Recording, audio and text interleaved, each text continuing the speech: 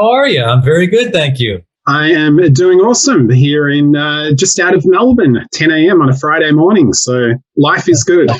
Fantastic. That's great. I am enjoying a sunny day in Los Angeles, California. There you go. It looks nice and sunny, and I can tell that actually is a real backdrop, not a sometimes you get fooled by people with those backdrops, and it's like, hang on, is that real? But Right. Looks nice and sunny indeed. Yes, it is. Yeah, so James, look, I really appreciate giving up 20 minutes or so to have a chat about obviously 6 a.m.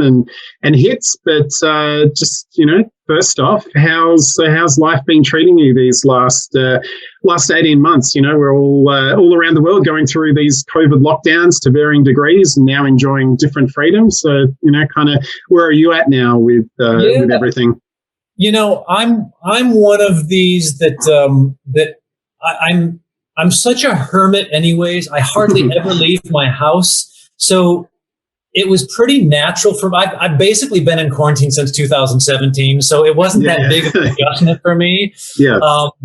But it's been fascinating to experience and witness this world changing so dramatically as a global society, watching this thing happen to all of us. And it's been an unfortunate way to kind of be united with everyone, but I've certainly taken a lot away from it. I've learned a lot about myself and what's important to me, as I think most people have. Did a lot of reflecting during this time, and of course, it was perfect as far as putting together this hits album was because our job was to go back through our entire catalog and relive things and re-experience them and put this new collection together. So the timing really couldn't have been better, to have the time to do that. I was very grateful for that time, and the experience was not only cathartic but very rewarding.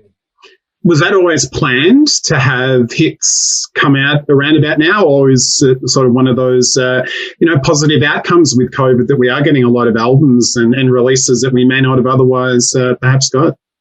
Yeah, it was always planned in the sense that when we got off the road in 2016, we knew that we wanted to do a collection of our works.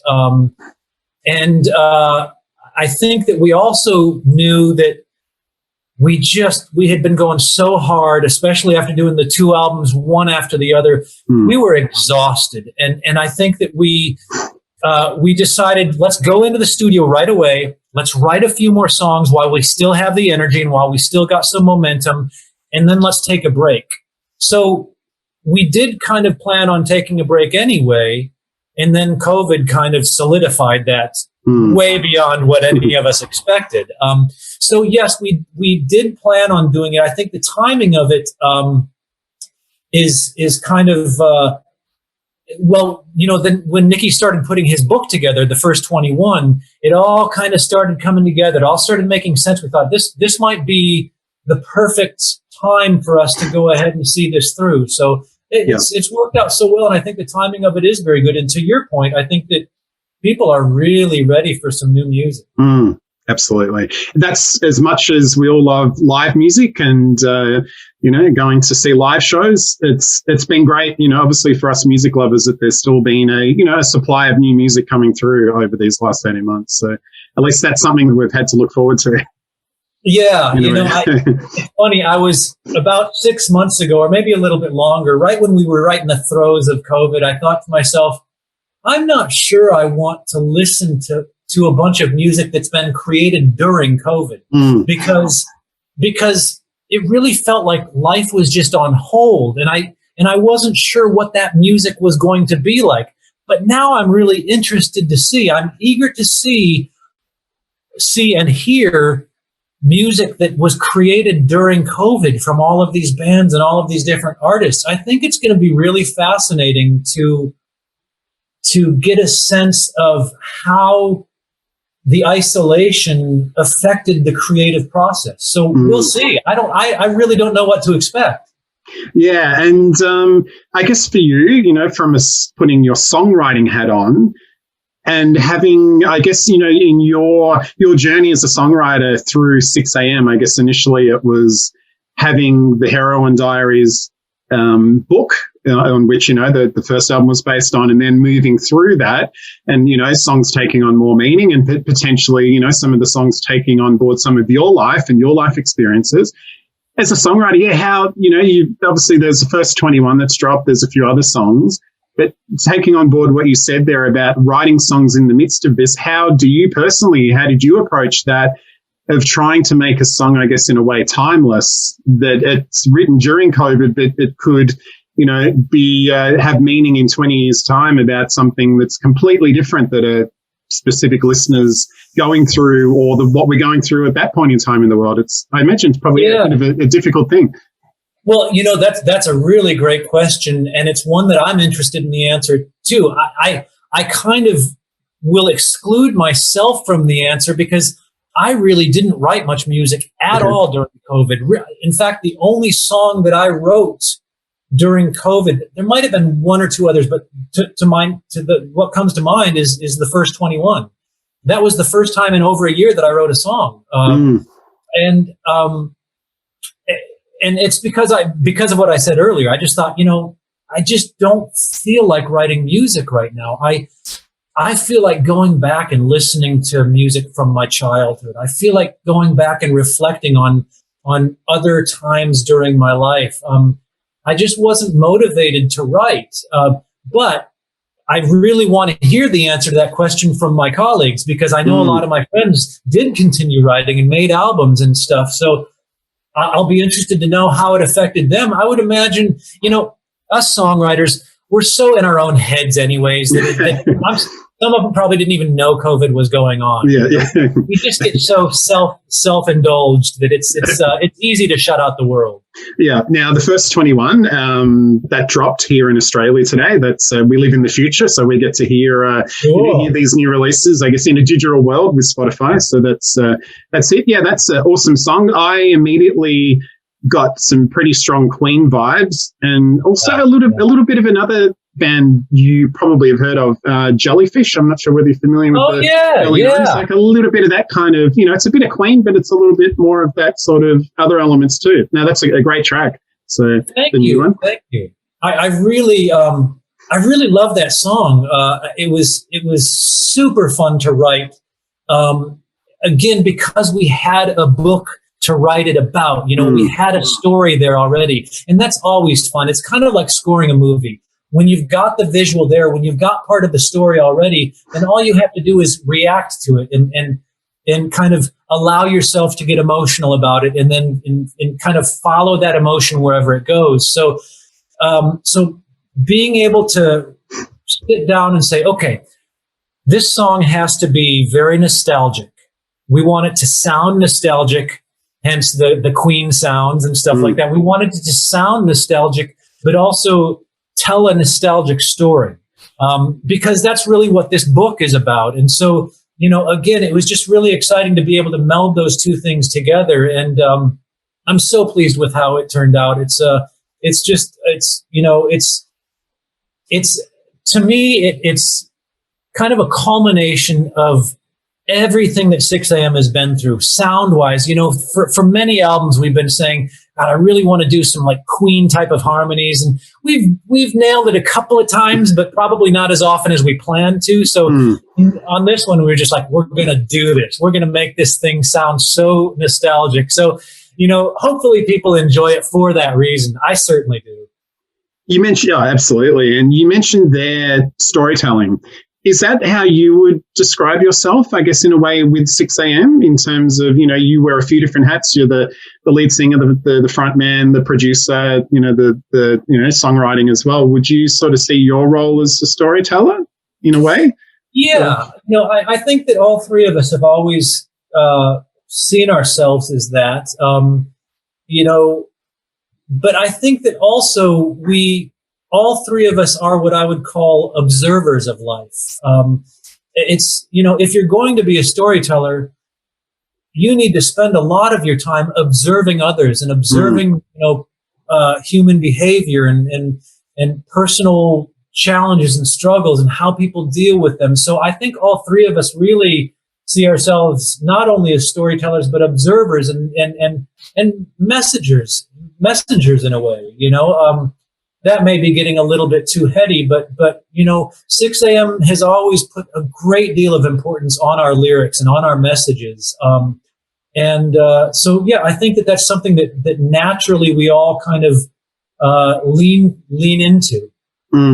Yeah, it's like just thinking then about like a song like Accidents Can Happen, like what we were talking there about there, the storyteller and observations of life. That's a song that, obviously was written about a specific thing, but it's a song I've actually taken a bit of meaning from during these, these past few months here in Melbourne. We hit the record for the most lockdown city in the world, the most number of days. I think we're at like pushing 300 days or something, but hearing a song like that, it's like, well, there's lyrics in there that are like, well, it's, one day at a time, or, take one day, at a time. So it's like, that's how I've taken meaning from that song. So absolutely. You're right. It's the line, it's not your whole life. It's only one day. Yeah. It's so true. And I think that, as we have all had time to reflect back on our lives, I think part of what the first 21 is aiming at is being able to look back on your life, look back on your early years, and really own them. Own all of the mistakes, own the successes, own the heartbreak, own all of that, because if you don't do that, then you spend your whole life running from it. And I think that's something that speaks to me when it comes to the first 21, not only the song, but the book. To be able to really expose yourself like that is an important thing to do. I think Nikki and I were talking about this the other day, just about how COVID has really forced us to just take the time to reflect back on our lives and dust off the old memories and stuff. And I think it's important. I think part of that was COVID driven, but also part of it is just the age that we're at. We're getting up there in age, and when you get a little bit older, your past becomes a little bit more important to you, and you start realizing that's all you have. That's all you have. Where you came from is what defines who you are and where you're going. And so it's been a real neat experience doing this. And I hope that the book and the song will have that impact on people. And putting together the tracks, the hits, was that something the three of you were involved in sort of choosing? Was there much sort of debate about what songs to put on that, or did a lot of them kind of self-select? A lot of them kind of self-selected. Yeah. It's called hits, but not all of them are radio hits. They are a collection of songs that really resonated with our fans over the years. So some of the songs on the album were never radio singles and never will be radio singles, but they were important cornerstones in our careers and in people's lives. And that's why we chose them. So yeah, the three of us, I think the three of us pretty much agreed on all of the songs. It was not hard to come up with this list of songs because it was, as I said, it was driven by fans, appreciation for them. So it made it a much easier, decision-making process. And then, we wanted to have some new songs on there. And that's why we did Waiting All My Life and Penetrate. And we have a new version of Skin. So there's a lot of stuff on there that people haven't heard. So we're excited about that. But then also it's going to be a fun celebration of where 6 a.m. started, and you can kind of watch the journey progress through this hits album. And Waiting All My Life I've heard those new songs. That was another great one in the context of what you were talking earlier about the 6 a.m. being, having that nostalgia and bringing in some other musical influences wrapped up in a way that's modern. But that Waiting on My Life, that was an awesome song. It's got, again, just a little bit of a different vibe to, channeling a bit more of that sort of 70s rock, but a bit less rock, depending on how you define that. I'm glad you like that one. again, I keep using the word nostalgic, but that's really where I'm at in life. I think that's where the three of us are at in life. Nostalgia is important to us right now. And I think that, as a music fan, I just love the music from the 60s, 70s, and 80s. I just love it. In fact, it's really all I listen to.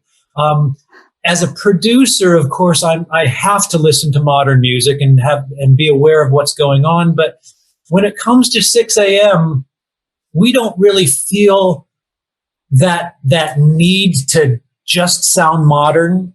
We don't really care about that. We want to create music that invokes emotion, and that will. And nostalgia is such a great emotion. So that was our goal. And yeah, Waiting All My Life, to me, it just reminds me of maybe an old Van Halen song or something. I don't know. I really like just the pure, simple harmonies on that song, and DJ's guitars on that are so unique and special. They sound very simple, but they're actually incredibly thoughtful and well thought out. Do you, putting your producer hat on, did you, and having probably maybe some extra time on your hands that you may not have otherwise had, were you tempted to sort of really dissect some of the earlier songs and I want to change that from a mixing point of view or anything like? Did you have to try and divorce yourself with that? That's a great question.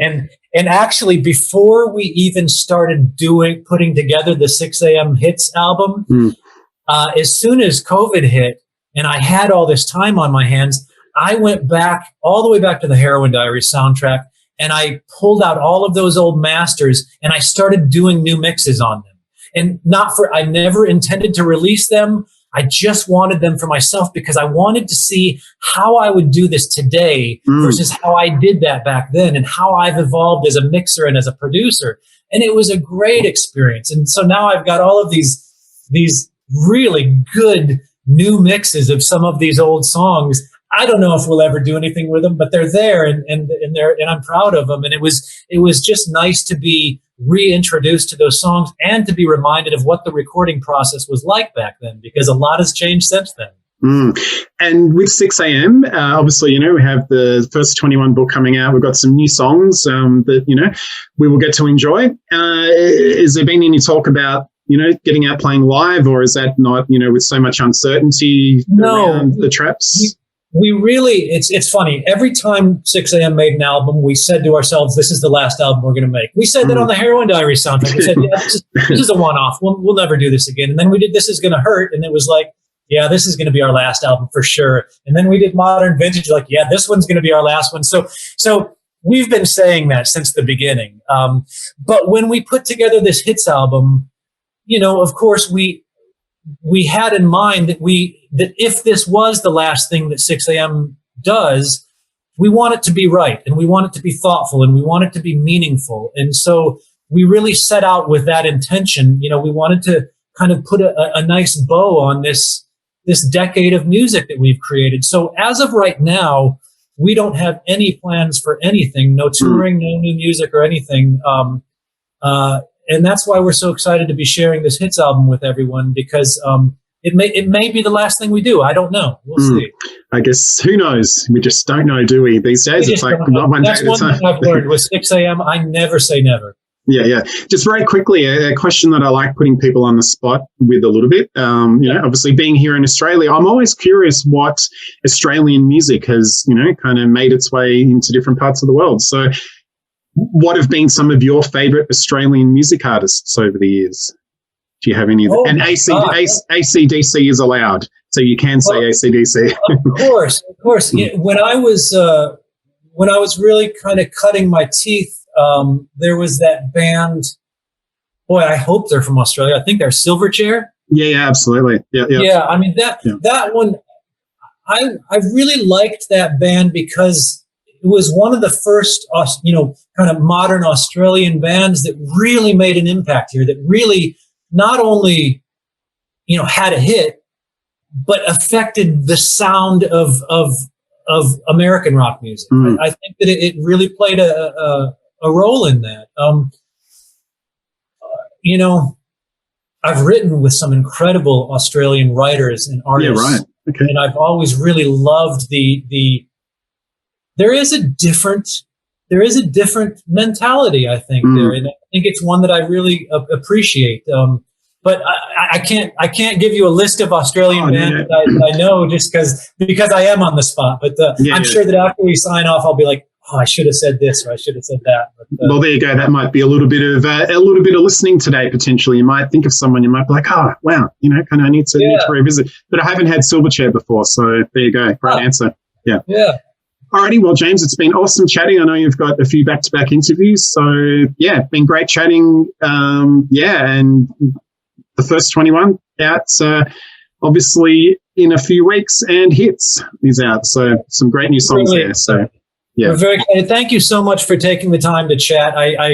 This is a time in our careers that we're so proud of what we've accomplished over this last decade, and to be given the chance to chat about it is much appreciated. So thank you very much. Awesome. And I've got to say, one of the bonuses with COVID has been Zoom chats as well. Is much better than on an invisible phone call, so to speak. So yeah, so it's great, really great to chat in person.